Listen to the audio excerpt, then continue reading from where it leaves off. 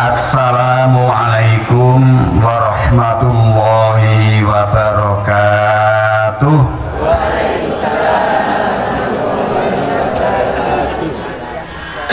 Innal hamdalillah nahmaduhu wa nasta'inuhu wa nastaghfiruh wa na'udzu billahi min syururi anfusina wa min sayyiati a'malina. May yahdihillahu fala mudhillalah wa may yudlil fala hadiyalah. Asyhadu an la ilaha illallah wahdahu la syarikalah wa asyhadu anna Muhammadan abduhu wa rasuluhu la nabiyya wa la rasula ba'dah. Allahumma salli wa sallim wa barik ala nabiyyina Muhammadin wa ala alihi wa ashabihi wa man tabi'ah wa mawalah wa la hawla wa la quwata illa billah. Amma ba'du, fa usikum wa iyaya bitaqwallah wa ta'atihi fi sirri wal alan. Fa'ati'ullaha wa ati'ur rasula la'allakum turhamun. Wa qala Allah ta'ala fi kitabihil karim, wal takum minkum ummatun yad'una ilal khairi wa ya'muruna bil ma'rufi wa yanhauna 'anil munkari wa ulaika humul muflihun. Yang saya hormati Bapak Camat Ngadirjo, yang dalam hal ini diwakili oleh murid saya, Saudara Paryono ya. Ini murid saya alumni tahun 1985. Saya mulai mengajar tahun 1975. Kemudian Mas Paryono itu alumni SMP Muhammadiyah tahun 1985. Alhamdulillah sekarang mewakili Pak Camat hadir di tengah-tengah kita. Yang saya hormati Ibu Kepala Desa Gudang Winangun, terima kasih atas hadirnya. Alhamdulillah juga hadir Bu Dr. Intan Pandangwangi dan sesepuh kita Ibu Sus Hajah Susia. Yang saya hormati Saudara pimpinan cabang Muhammadiyah Aisyah dan pimpinan ranting Muhammadiyah Aisyah Cabang Ngadirjo beserta seluruh pimpinan Urtum dan pimpinan Aum, pimpinan Amal Usaha Muhammadiyah. Yang saya hormati Bapak Ibu hadirin hadirat peserta pengajian yang dirahmati Allah Subhanahu wa taala. Pertama-tama marilah kita bersyukur kepada Allah yang telah melimpahkan rahmat, nikmat, taufik dan hidayahnya sehingga pada pagi hari ini kita dapat hadir di lapangan Gudang Winangun ini dalam rangka mengikuti pengajian Ahad pagi, yang untuk Ahad pagi hari ini adalah spesial karena diadakan di sini dan insya Allah nanti juga akan dijamu oleh panitia. Mungkin itu makan gizi nasional ya, makan bergizi nasional, tapi tidak menggunakan anggaran pendapatan belanja negara Bu Lurah, tapi menggunakan anggaran belanja ranting Muhammadiyah Gudang Winangun. Terima kasih. Salawat beserta salam semoga dilimpahkan kepada Nabi kita Muhammad Sallallahu Alaihi Wasallam, kepada keluarganya, sahabatnya, dan seluruh pengikut setianya sampai hari kemudian nanti.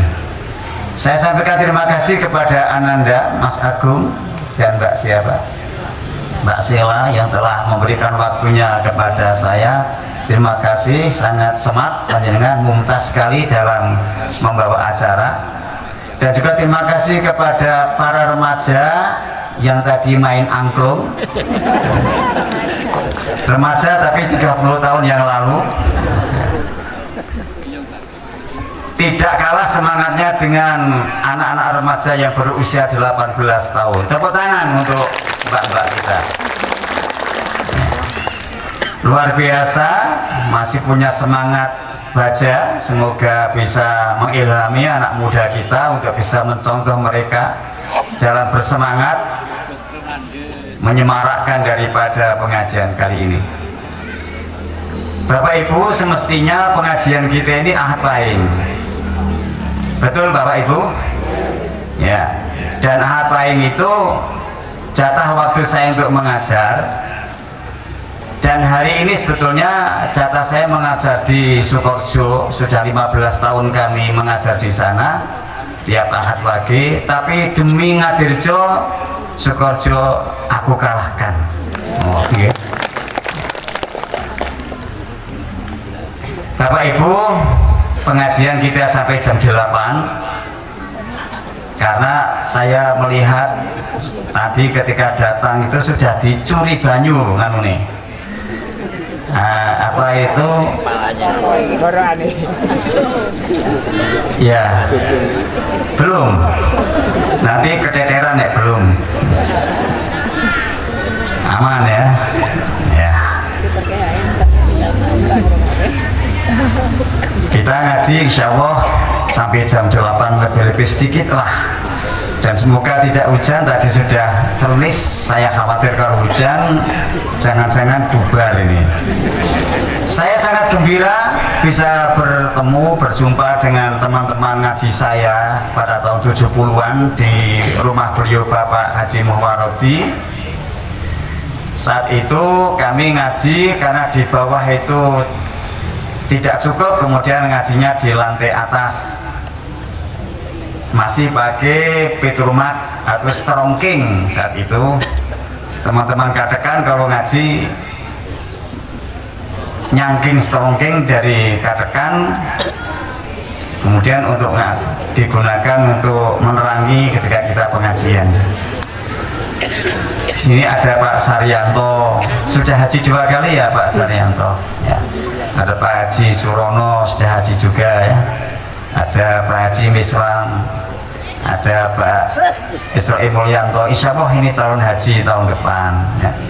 Dan lain-lainnya yang tidak bisa saya sebut satu persatu sekarang hadir di sini dalam rangka memberi semangat kita semua ya dalam pengajian hari ini. Tidak lain Bapak Ibu, kita dalam mengikuti pengajian ini hanya ingin mencari ridho Allah. Setuju? Ya. Karena ada pepatah yang mengatakan ridho wahi ghayatun la tutrok. Ridho Allah itu adalah sebuah cita-cita yang tidak boleh ditinggalkan. Waridon nasi ghayatun la tudrok. Adapun ridho manusia itu ada cita-cita yang tidak mungkin bisa tercapai. Jadi kalau Bapak Ibu itu kok dalam kehidupan mencari ridho manusia itu sangat labil Bu. Sekarang mungkin dia ridho karena ibu baru banyak uang, ibu baru berkuasa, bapak baru berkuasa, mereka sangat ridho, dekat dengan panjenengan. Tapi jikalau kita sudah tidak punya jabatan, tidak punya harta, tidak punya pengaruh, mungkin mereka meninggalkan kita. Itulah manusia. Tapi kalau ridho Allah di waktu susah dan senang, innallaha ma'ana, Allah senantiasa bersama kita. Wa adrik malatutrok. Oleh karena itu carilah sesuatu yang tidak mungkin ditinggalkan. Apa itu Bu? Ridho Allah. Watruk malatudrok. Dan tinggalkanlah sesuatu yang tidak mungkin tercapai. Artinya dalam kita beribadah dan berkiprah kehidupan ini tidak lain hanya mencari ridho Allah, dan tidak mencari ridho manusia dan tidak mencari ridho siapa-siapa. Adapun ridho manusia seperti suami terhadap istri, istri terhadap suami, itu sebagai jembatan, sebagai wasail, sebagai wasilah untuk mendapatkan ridho Allah Subhanahu wa ta'ala. Hadirin, ada beberapa tanda seseorang yang diridhoi Allah. Ada sebuah pertanyaan, ma alamatu ridhawah an abdihi ay an ibadih. Kira-kira apa tanda-tandanya bahwa Allah ridho terhadap seorang hamba? Yang pertama adalah al-iltizamu bi amrillahi ta'ala wastinabu kulli ma nuhiya anhu. Ini yang pertama. Untuk kita mendapatkan ridho Allah, yang pertama kita harus iltizam, kita harus konsisten terhadap apa-apa yang diperintahkan Allah kepada kita, dan kita konsisten untuk meninggalkan hal-hal yang dilarang oleh Allah kepada kita. Setuju bukan Bu? Fa'idha amartukum an syai'in, manakala aku merintahkan kepadamu sesuatu, fa'ati'uhu, maka taatilah. Fa'idha nahitukum anhu fantahu, manakala aku melarang terhadap kamu sesuatu, maka tinggalkanlah.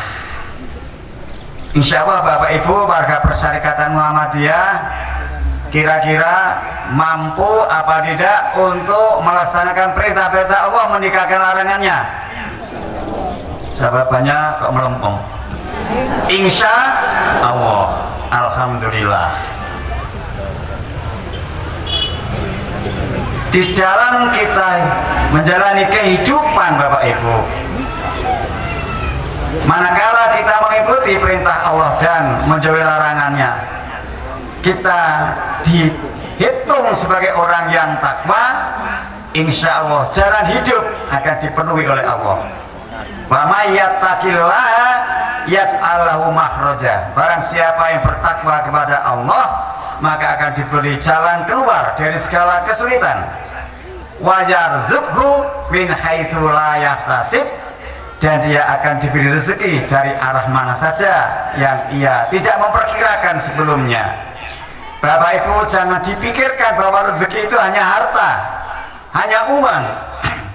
Tetapi Bapak Ibu sehat, tidak kerap berurusan dengan dokter, tidak atau jarang berurusan dengan obat, itu adalah suatu rezeki. Bapak bisa menghadiri pengajian dan mendapatkan beberapa ilmu, itu adalah rezeki luar biasa. Dan kita masih dalam keadaan iman dan Islam, itu adalah puncak daripada rezeki yang Allah berikan kepada kita, karena tidak semua orang diberi hidayah agama Islam. Innallaha yu'tid dunya lima yuhibbu wa lima la yuhibbu. Sesungguhnya Allah itu memberi harta, memberikan dunia ini kepada siapa saja yang ia cintai dan kepada yang tidak ia cintai. Orang mukmin diberi rezeki, orang kafir diberi rezeki. Wala yu'tid dina illa lima yuhib, tetapi Allah tidak akan memberi petunjuk agama kecuali hanya akan diberikan kepada orang yang dicintai oleh Allah Subhanahu wa ta'ala. Termasuk kita Bapak Ibu, kita adalah orang-orang yang dicintai oleh Allah. Terbukti kita masih diberi rezeki yang berupa hidayah dari Allah, yaitu hidayah agama Islam. Setuju tidak Bapak Ibu? Alhamdulillah. Di dalam mentaati perintah Allah dan Rasulullah ini ada sebuah kisah yang sangat menarik. Pada zaman Rasulullah SAW ada seorang sahabat Nabi. Orangnya tidak begitu bagus, orangnya tidak ganteng, tidak terkemuka. Namanya Julaibib. Dalam kisah dia orang yang hitam, hidungnya tidak berani saya mengucapkan itu, ciptaan Allah ya. Pokoknya seperti itulah, banyak kekurangan menurut pandangan manusia. Dan suatu hari Julaibib ini ditawari oleh Rasulullah SAW untuk beristri. Wahai Julaibib, adalah kamu beristri. Julaibib mengatakan, wahai Rasulullah, siapakah wanita yang mau dengan aku sedang aku diciptakan oleh Allah dalam kondisi seperti ini? Coba Bapak Ibu, banyak kekurangan Julaibib. Dari sekian para sahabat, mungkin dia ada rankingnya terbawah, tetapi dia termasuk orang yang dicintai Rasulullah, sampai istri dicarikan oleh Rasulullah SAW. Oleh karena itu saya minta di kalangan warga Muhammadiyah perlu ada penunjuk jalan untuk mencarikan suami-suami bagi anak-anak wanita kita. Ini Pak Wondo, saya baiat sekarang untuk menjadi apa ya? Ya, menjadi ketua atau pimpinan apa ya, sering mencari-carikan istri itu?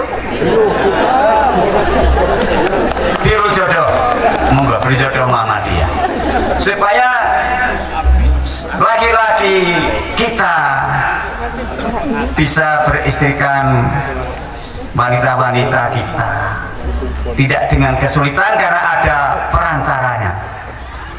Karena Rasulullah mencontohkan itu. Kemudian Rasulullah SAW mendatangi atau memanggil seorang sahabat yang lain. Wahai sahabatku, kamu kan punya anak perempuan yang sudah waktunya menikah. Betul wahai Rasulullah. Bagaimana kalau saya lamar? Senang sekali. Waduh, aku akan punya menantu Rasulullah.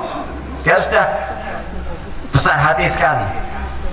Tapi kemudian Rasul menimpali, tapi tidak untuk diriku, tapi untuk Julaibib. Kemudian si Fulan, sahabat yang lain itu mengatakan, kalau begitu saya akan bermusyawarah kepada istri saya, karena anak saya itu yang melahirkan istri saya dan itu milik berdua, maka akan saya musyawarahkan.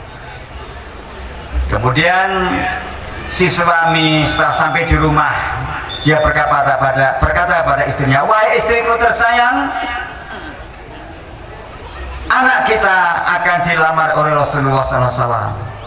Wah, istrinya girang sekali. Alhamdulillah, alhamdulillah, saya akan punya menantu Rasulullah SAW, orang yang sangat utama di sisi Allah dan sisi manusia. Tapi begini wahai istriku, tidak untuk Rasulullah. Rasulullah melamarkan untuk Julaibib. Wah, kipo-kipo. Tahu kipo-kipo Bu? Si wanita itu ojo nganti pokoknya. Nek anakku entuk kae, saiki ora entuk, ngesuk ya ora entuk, nembane itu di lampu kelangan ndok siji tak lakoni. Kelakon kaya ngono. Ora sah tidak-tidake Mas Arianto.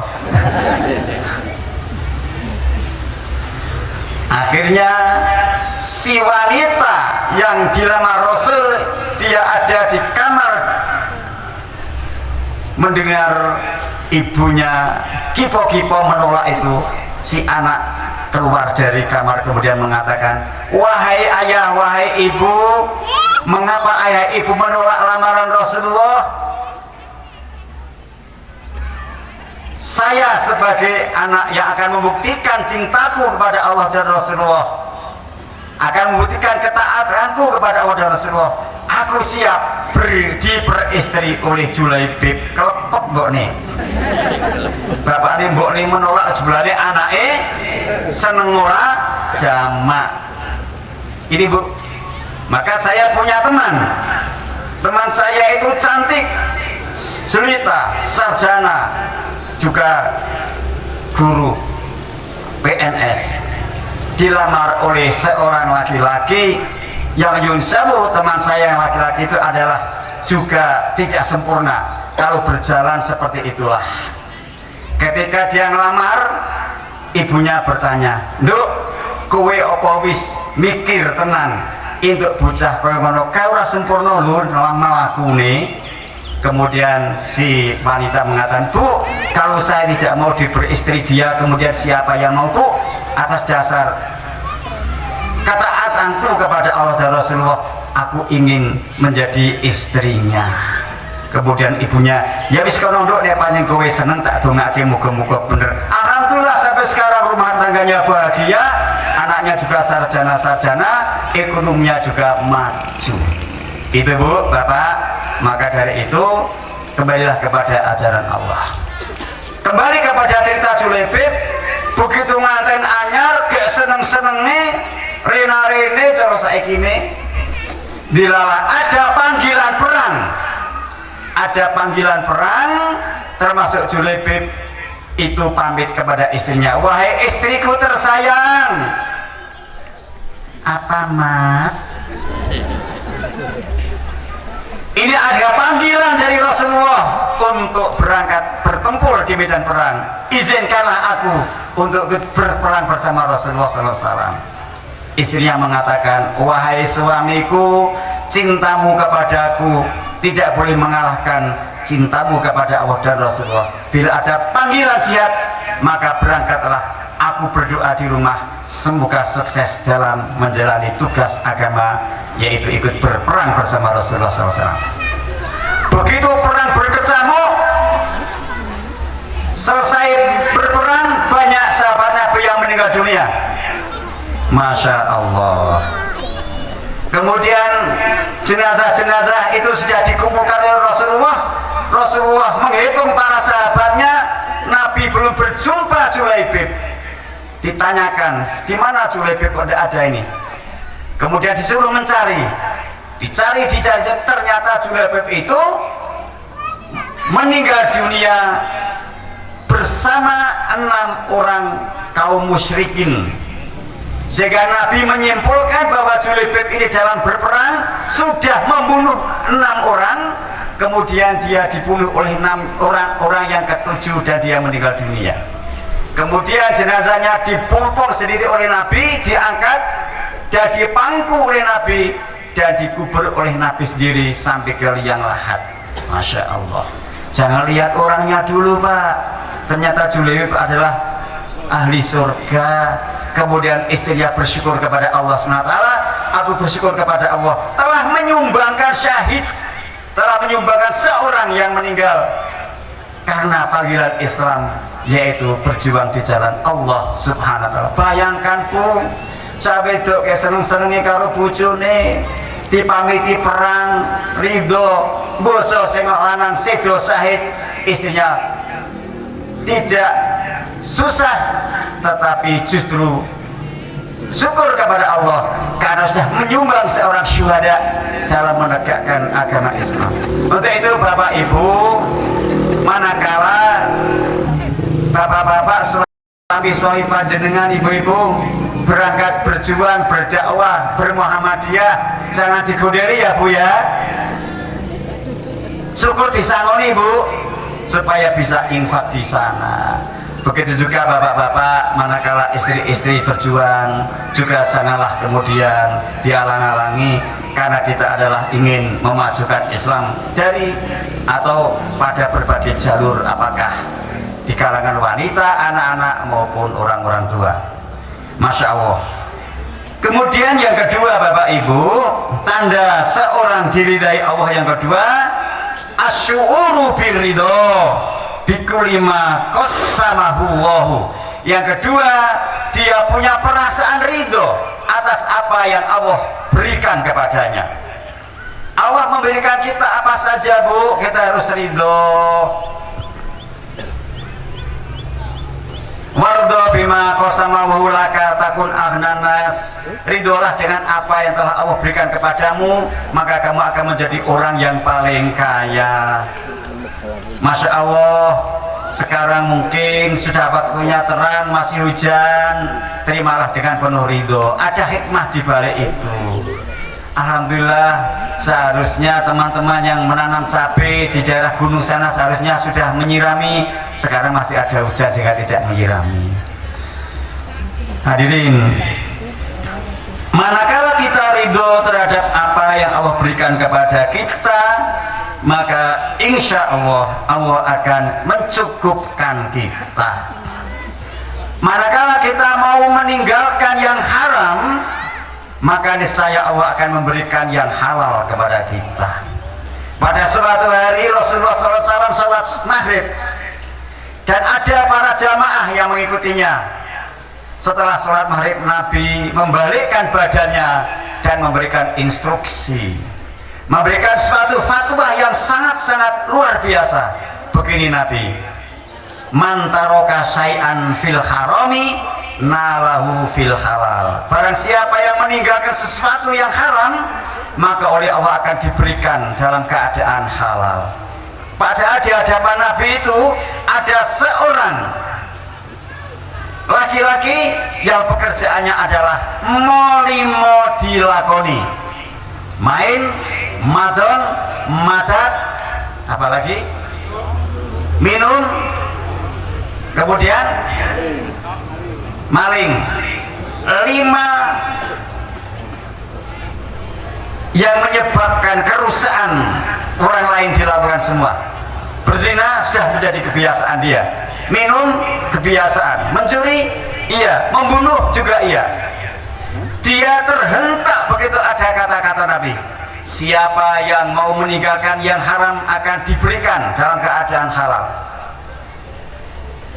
Kemudian setelah malam larut, si pemuda tadi gelisah karena kebiasaannya mencuri, kok kemudian menjadi tidak gelisah. Akhirnya pikiran jelek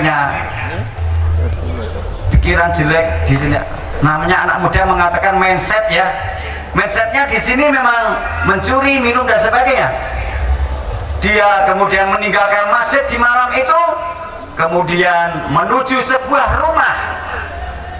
rumah milik seorang wanita yang baru saja ditinggal mati oleh suaminya. Kemudian dia nyongkel pintunya. Di sana ada perhiasan yang sangat luar biasa karena dia pedagang emas.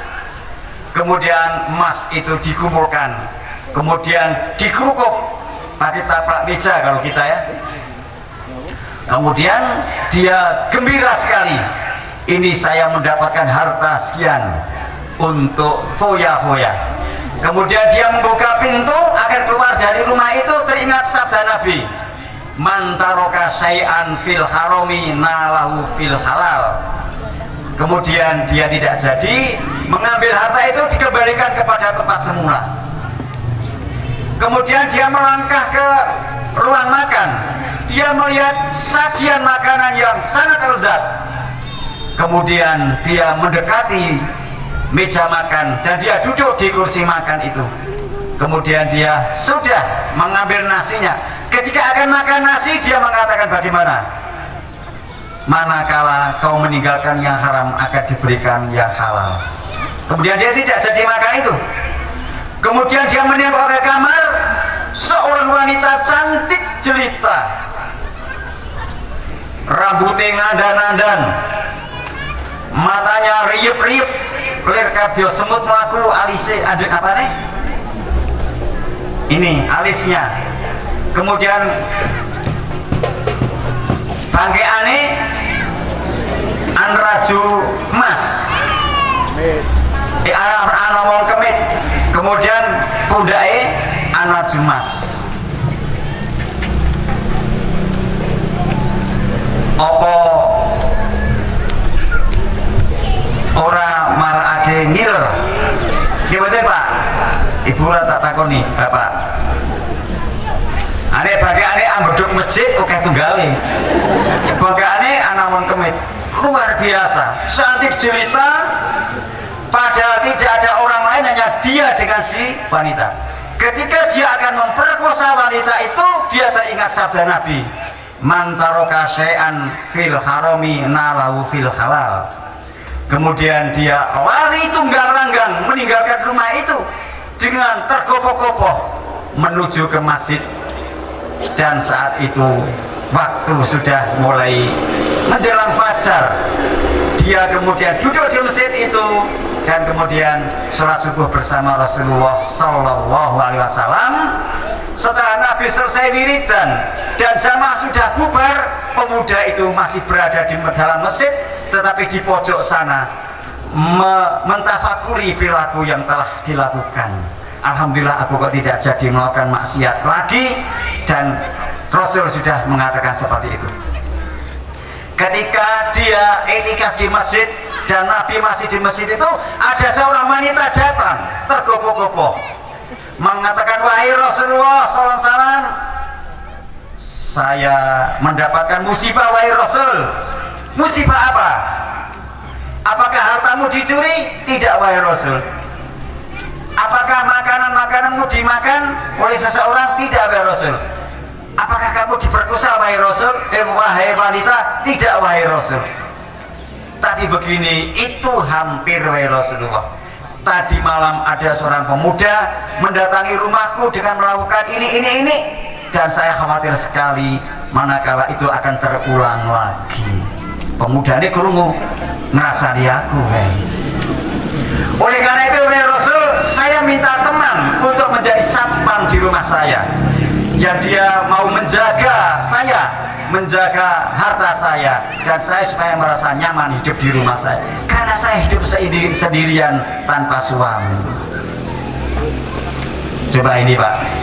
Kemudian Rasulullah SAW mengatakan begini, wahai wanita, kalau aku mencari seorang laki-laki yang kemudian laki-laki itu menjadi teman kamu, kira-kira siapapun yang saya tunjukkan kamu mau menerimanya? Siap wahai Rasul, asal itu pilihan Rasulullah. Masya Allah. Akhirnya Rasulullah memanggil pemuda itu. Dia tadi malam akan mencuri itu loh Pak. Wahai pemuda, sinilah, sini.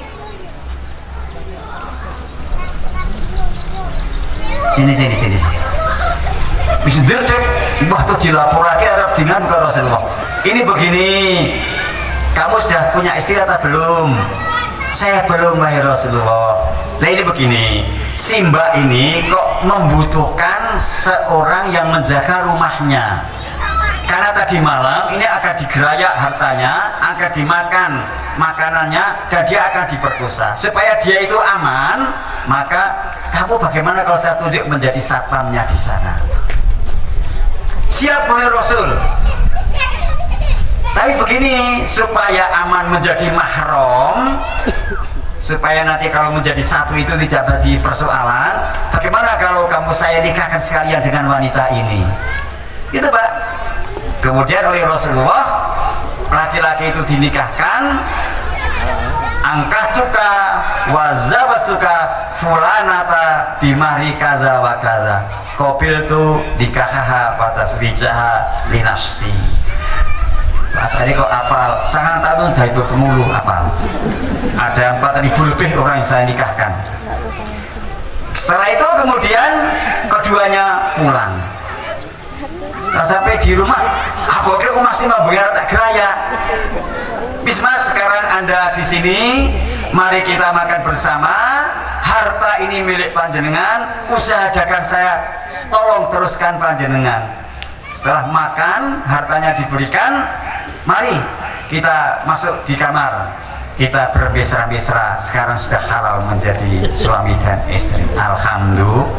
Ini Bu, karena keteguhan seorang yang mau meninggalkan yang haram, Allah memberikan yang halal. Oleh karena itu, janganlah sekali-kali Bapak Ibu kita mencari harta yang bukan hal, yang tidak halal. Karena ayulah min nabata min suhtin fanaru aulabih. Barang siapa yang atau siapa saja yang dagingnya itu tumbuh karena dari makanan yang haram, maka nerakalah tempat yang paling utama. Na'udzubillahi min. Oleh karena itu ibu-ibu, kalau bapak-bapak membawa uang yang tidak lazim, ditanya uang itu dari mana Pak? Saya kan pegawai negeri dulu, pensiunan golongan 4. Kemudian penghasilannya kan sudah cukup-cukup itu saja. Suatu hari saya membawa uang, istri saya tanya, Pak Samad kok bawa uang ini dari mana? Oh ini uang jasa ini Bu, saya begini. Ya sudah kalau begitu. Artinya istri pun harus mengontrol. Manakala suami bawa uang yang tidak lazim, harus ditanya uang dari mana. Karena kalau sampai memakan harta yang haram serumah, itu makan semua, makan boleh jadi doa tidak dikabulkan oleh Allah Subhanahu wa ta'ala. Bagaimana Mas Kabul? Sudah siap? Sudah siap. Itu baru 2 padahal ada 11 ini. Ada 11 tanda-tanda orang mendapatkan ridha Allah Subhanahu wa ta'ala. Mengingat waktu, ini ada 2 cerita yang sangat menarik. Satu cerita Julaibib dan istrinya. Yang kedua adalah cerita seorang yang ahli molimo tapi bertobat, kemudian sesuatu haram yang ditinggalkan menjadi halal, menjadi cerminan bagi kita bahwa kita harus konsisten di dalam menjalani kehidupan untuk meninggalkan yang haram supaya kita mendapatkan yang halal. Tidak usah kita kepincut dengan kekayaan orang, para orang-orang yang dimungkinkan mereka itu korupsi dan sebagainya, karena akan ditanggung sendiri-sendiri di hadapan Allah Subhanahu wa ta'ala. Demikianlah hadirin yang saya hormati, semoga apa yang saya sampaikan ini bermanfaat. Dan sekarang Muhammadiyah sudah berusia berapa Pak? 177, betul ya? Kita lahirkan 1330 Hijriah, betul Bu? Sekarang 1447 Hijriah. Ketika milad Muhammadiyah yang ke-70 tahun dulu di Gudang Winawur ini dihadiri oleh pimpinan cabang Muhammadiyah. Saya masih sangat remaja, saya diajak Pak Gito dan diajak Pak Dola Sayuti dan Pak Jamhari dan Pak Waroti mengadakan milad. Kalau tidak salah di rumahnya bapaknya Pak Mislam dulu, bapaknya ibunya Pak Mislam itu. Saya itu Yun Sewu rumahnya masih rumah zaman dulu, masih modern, masih rumah gedek semua di sini ya. Itu saya itu. Sekarang hari ini masih bisa bersama teman-teman di Gondang Winangun. Semoga tidak hanya sampai di dunia, semoga kita sampai di akhirat tetap bersaudara dan dimasukkan oleh Allah dalam surganya. Amin amin ya rabbal alamin.